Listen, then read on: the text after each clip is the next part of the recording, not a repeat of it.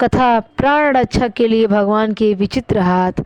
Express train की खटखट वातावरण में मर्मभेदी शोर, पटरियों से पहिए की रगड़ की तीखी ध्वनि, दौड़ती रेलगाड़ी के रिगझिग से फट फट निकला हुआ काला धुआं।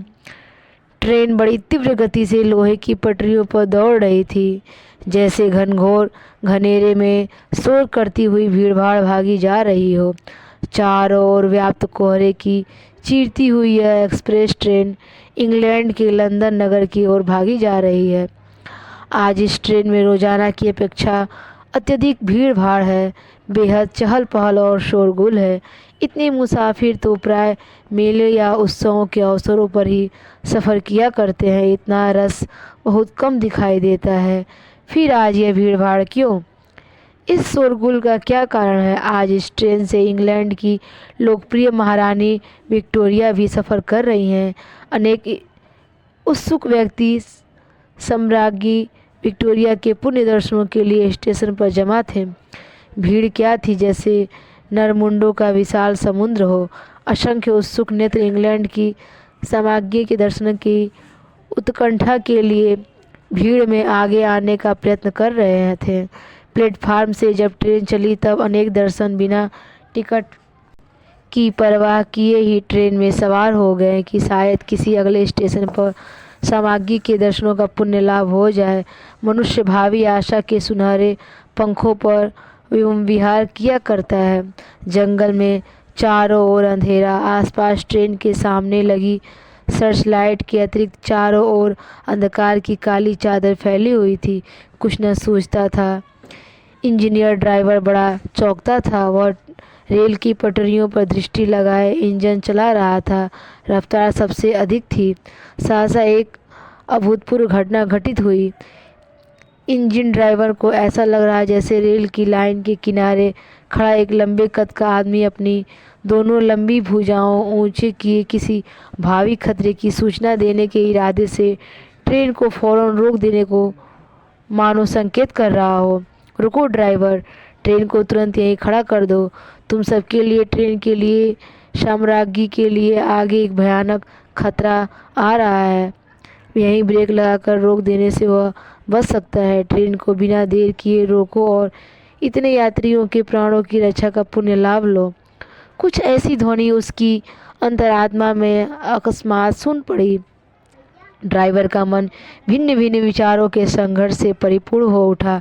यह घना-घोर अंधकार, चारों ओर सुनसान जंगल, यात्रियों की भीड़ से खचपच भरी ट्रेन और फिर भी इंग्लैंड की लोकप्रिय साम्राज्ञी आज इसी ट्रेन से सफ़र कर रही है। क्या जंगल में अचानक ट्रेन रोक देना खतरनाक न होगा? कोई डाकू का छिपा दल एकाएक आक्रमण कर सबको लूट ले, मार काट मचा दे, तब क्या होगा? संभव है यह कोई शरारत हो, कोई सट मजाक ही कर रहा हो और कोई कुटिल राजनीति षड्यंत्र रच रहा हो। तो संभव है राज परिवार में ही सामग्री का कोई विरोधी उनकी हत्या का घिनौना षड्यंत्र कर रहा हो। नहीं नहीं, यहाँ ट्रेन को रोकने के अनेक दुष्परिणाम हो सकते हैं, ड्राइवर ने सोचा। एक आदमी के सो भी गैर जिम्मेदारी व्यक्ति के संकेत मात्र पर ट्रेन को नहीं रोकूंगा। ड्राइवर कुछ भी निर्णय नहीं कर पा रहा था। उसका मन भय से संकलित था। उसने सोचा, बार बार विचार किया। यह भी संभव है कि वास्तव में ही आगे ट्रेन के लिए कोई संकट हो। ट्रेन के न रोकने से कोई दुर्घटना न हो जाए। प्रभु का नाम ले। उसने मन में मानो वेद मंत्र के अनुसार यह सोचा, हे परमेश्वर, तू प्रकाश स्वरूप है। इस संकट के समय मुझे विवेक बुद्धि दे। तू पराक्रमवान है, मुझे वीर्य दे। तुम बल है, मुझे बलोबल दे। तू तेजस्वी है, मुझे ओजस्वी बना दे। तू दुष्टों पर क्रोध करता है, मैं भी वैसा ही करूं। तू सहनशील है, मुझे भी सहनशील बना दे। सच है, जो विश्वास करते हैं परमात्मा उन्हें सद्बुद्धि देते हैं।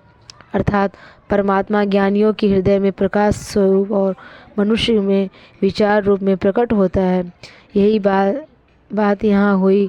भगवान का संकेत मान उनकी अंतरात्मा में एकाएक ट्रेन को वहीं खड़ा कर देने की इच्छा तीव्र हो उठी। उसे लगा कि सचमुच ही आगे ट्रेन के लिए कोई खतरा है, या तो कहीं पटरियों में कोई खराबी है, षड्यंत्र है, या पुल इत्यादि टूट गया है। वह सोच विचार में पड़ा रहा था। ट्रेन रोके या यूं ही भ्रम मानकर उसे शंका को मन से निकाल दें, क्या निर्णय ठीक रहेगा। अंततः जब कल्याण की भावना से भरकर ड्राइवर ने खतरा मोल ले लिया, उसने जल्दी जल्दी ब्रेक लगाए। कुछ दूर न तो एक्सप्रेस ट्रेन घिसती घिसती आगे खिसकती गई, पर काफ़ी मेहनत के बाद कोई 100 गज आगे चलकर गाड़ी का एक डेट स्टॉप हो गई। रेल के यात्रियों को झटके लगे, सब चकित हो उठे। आखिर घनघोर अंधकार में, जंगल के सुनसान वातावरण में तेज रफ्तार पर दौड़ती हुई ट्रेन एकाएक क्यों रुक गई? क्या कोई दुर्घटना घटी है? ट्रेन का सिग्नल डाउन नहीं हुआ है, या कोई छोटा सा स्टेशन आ गया है? यात्री खिड़कियों से गर्दन बाहर निकाल निकाल कर कारण जानने के लिए बाहर देखने लगे। कुछ लोग ट्रेन से उतर आए। महारानी विक्टोरिया के साथ बैठे हुए अफसर भी चकित बाहर झांकने लगे। सबने देखा इंजन ड्राइवर और गार्ड दोनों इस दैत्याकार आदमी को खोजने और ट्रेन रुकवाने की जानकारी प्राप्त करने के लिए गाड़ी से उतर आए थे। वे आगे जा रहे थे। कहा गया वह लंबा आदमी जिसने ट्रेन रुकवाई थी। उन्होंने बहुत ढूंढा, कोई आवाज़ दी, पर कोई इंसान नजर न आया। अब ड्राइवर अपनी जल्दबाजी और मूर्खता पर पछता रहा था। ड्राइवर और गार्ड अपनी कारगुजारी पर लज्जित से हो रहे थे। जंगल में मामूली संकेत मात्र पर एक्सप्रेस ट्रेन की रोककर सचमुच आज वे बड़ी मूर्खता पर बैठे थे। कुछ लोग आगे घूमते घूमते बढ़ गए, कुछ उस आदमी को इधर उधर खेतों में तलाश करने लगे। इतने में कोई 100 गज आगे गई टुकड़ी वाले और जोर चिल्लाए, गाड़ी मत चलाना, वहीं रुके रहो, आगे पुलिया टूटी पड़ी है, ट्रेन इसमें गिरकर नष्ट हो जाएगी, बड़ी भारी दुर्घटना होने जा रही थी, अभी रुको, हम सब बतलाने आगे भागे आ रहे हैं। एक अजीब सी स्थिति छा गई। लोग बेतहाशा दौड़े दौड़े आए, कहने लगे आगे एक पुलिया है, किसी ने उसे तोड़ फोड़ डाला है, या ट्रेन अगर न रुकती तो आज एक भयंकर दुर्घटना हो गई होती।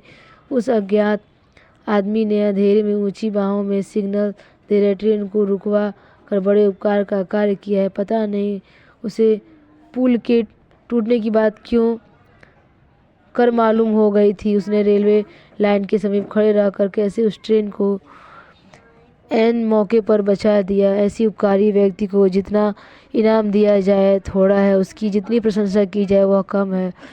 यह खबर महारानी विक्टोरिया के पास पहुंची। उन्होंने इन प्राणदाता की प्रतिष्ठा करने के लिए एक बार फिर खोज करने का आदेश दिया।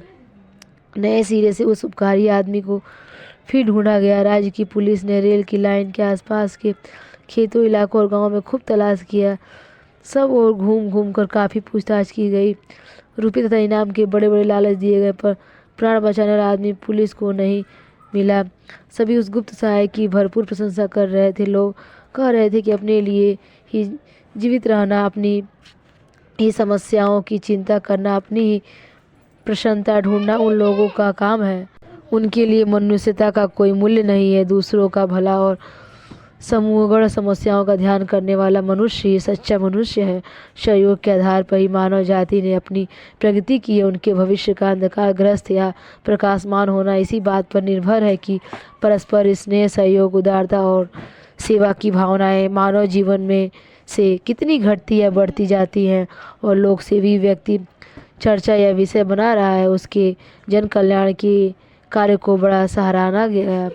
पुलिस की मरम्मत होने के बाद वो रेलगाड़ी कई दिनों बाद लंदन पहुंची। रहस्य की खोजबीन अभी तक जारी थी। सब को मानो नया जन्म मिला था। सभी यात्रियों की इच्छा थी कि उस जान बचाने वाले आदमी को परोपकार के लिए सार्वजनिक रूप से पुरस्कृत किया जाए। सब उसे कुछ भेंट दें। रेल गार्ड ने गाड़ी के आने पर नियमानुसार जब उस ट्रेन के इंजन की जांच पड़ताल होने लगी, तब एकाएक उस दिन के रहस्य का कारण मालूम हुआ। वह क्या था? परमात्मा की लीला विचित्र है। उनकी सहायक के रूप में असंख्य है। वह किसी के कर्म को निष्फल नहीं रखता, न किसी निरपराधी को दंड देता है। इस जन्म और पुनर्जन्म में प्रत्येक मनुष्य के लिए उसने कर्म अनुसार फल की व्यवस्था कर दी है। उस इंजन की सर्च लाइट में सहयोग से एक बरसाती कीड़ा फंस गया था। घने कोहरे में जब वो अपने दोनों पंखों को फड़फड़ा कर सर्च लाइट के सामने आ रहा था, तब ट्रेन के ड्राइवर को भ्रमवश उसकी मूर्ति लंबे चौड़े शरीर वाले आदमी जैसे लगी थी और कीड़े के दोनों पंख आदमी के ऊंचे उठे हुए लंबे हाथ दिखाई दिए थे। राज के आदेशानुसार उस प्राण बचाने वाले मरे हुए कीड़े की प्रतिष्ठा की गई।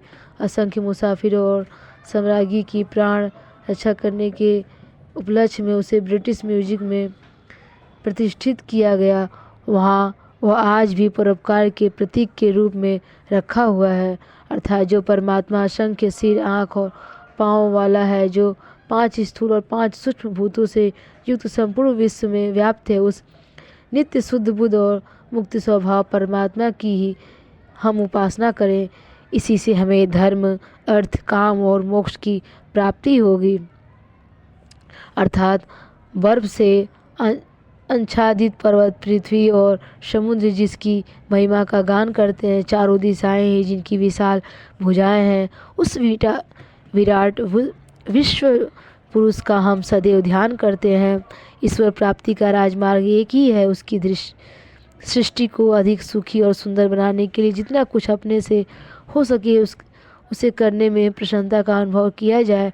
अपनी सुविधाओं में जो जितनी अधिक कटौती करके अपने से पिछड़े हुए लोगों को ऊंचा उठाने और त्याग करता है, उसे उतना ही बड़ा ईश्वर का भक्त कहना चाहिए। दया, उदारता, सेवा और संयम को दैनिक जीवन में चरितार्थ करना ही ईश्वर की प्रसन्नता का सर्वश्रेष्ठ साधन हो सकता है।